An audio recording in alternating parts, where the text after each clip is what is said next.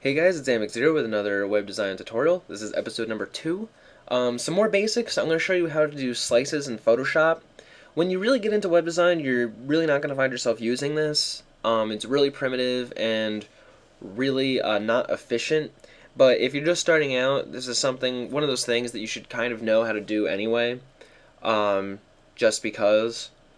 And if you want to do something simple on your site, this will work out pretty well.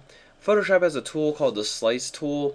You can take any type of picture and drag boxes, and it will make that part of that box a link. So some people design their entire website in Photoshop and then just slice it, so they slice the buttons and all that. That is absolutely wrong. Do not do that, because then your whole site is a picture, it takes forever to load, and it's incredibly inefficient. But what we're going to do is just make a simple menu bar, which is not all that inefficient because it's similar to what you would normally do. It's not as graphically um, interesting as we could probably do with some CSS, but this is for beginners, so I'm going to show you how to do it anyway. So we're going to create a new file, and I'm making mine 1000 by 60 pixels at 200 resolution. That's totally up to you what you want to make it. So I'm going to go through here and just kind of design a little menu bar really fast, and then what we'll do is show you how to slice it.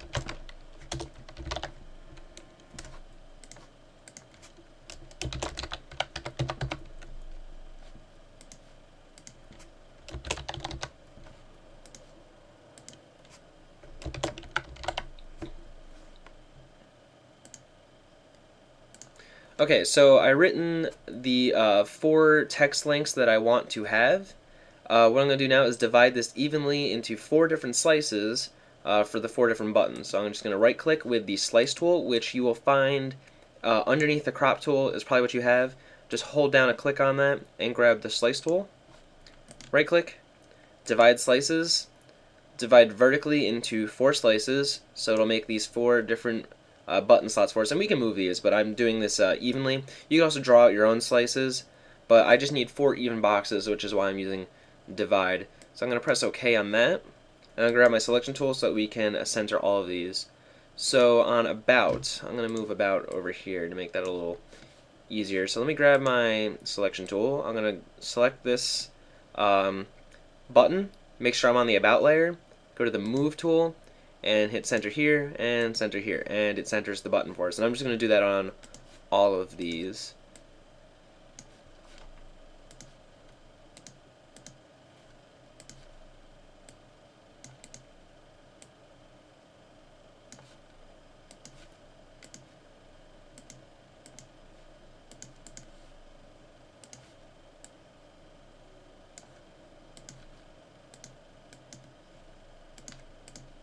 Okay, so now all of our buttons are centered. All we need to do is make them links. So grab your slice tool again and right click on, click first, there we go. So make sure you have this orange box only around the one that you want to change by clicking on it, and then right click, edit slice options, and it's just as easy. In the URL, type of the URL you want it to go to, so just for demonstration purposes.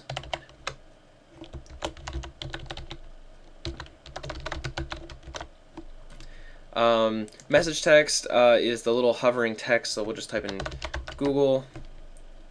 And you don't really need an alt tag. That's in case the picture doesn't load. It'll just put something there, so we'll just type in home. The picture will load, obviously, but just in case. And then just go ahead and pick something to do with all of the slices. Typically what you do is, if you're just putting it in for testing purposes, you don't really need the link to go anywhere. Put in the pound symbol, because that is the only symbol HTML recognizes as a link that doesn't go anywhere. If you type in anything else, it will say cannot find page or something like that.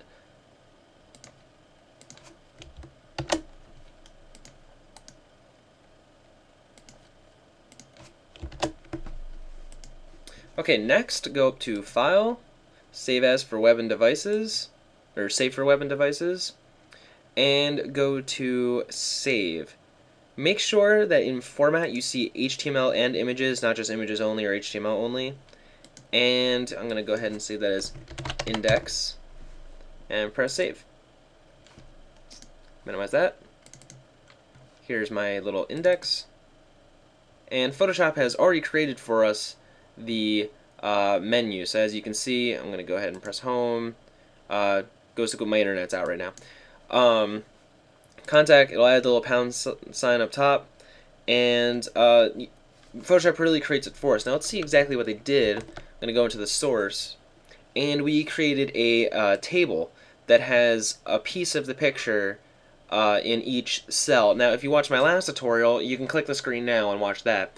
You'll go over how to make a table. So basically, table data right here is the first cell.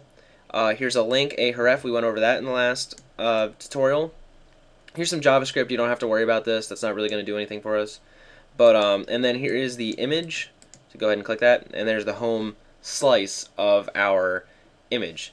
So I'm going to go ahead and go back, and here's just the rest of the table, and that's really all it is. Now, if you just want to center this so that it's in the middle of our screen, just go ahead and let's edit the HTML. Minimize that. Right-click, open with Notepad++ or Dreamweaver, whatever you want to use. And all we have to do is go in here and create a center tag. Center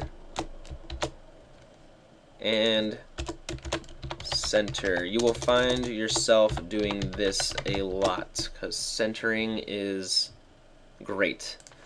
And we're going to file save, and of course refresh the page. And there we go. Now we got a nice neat menu. Really easy to make in Photoshop. It's really primitive, but it definitely gets the job done, and it does all the work for you. I normally create my menu bars in straight HTML and CSS with maybe a very small repeating background image, but this definitely works as a beginner tutorial.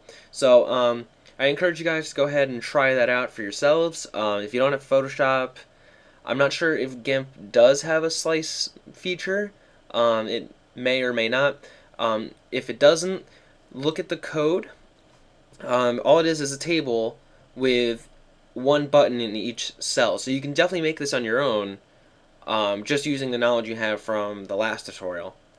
Alright, I'll probably squeeze one in before we do next Thursday. I'll try and get you guys some more basic information before we move ahead. I'm Amic0. Thumbs up, comment, subscribe, all that good stuff.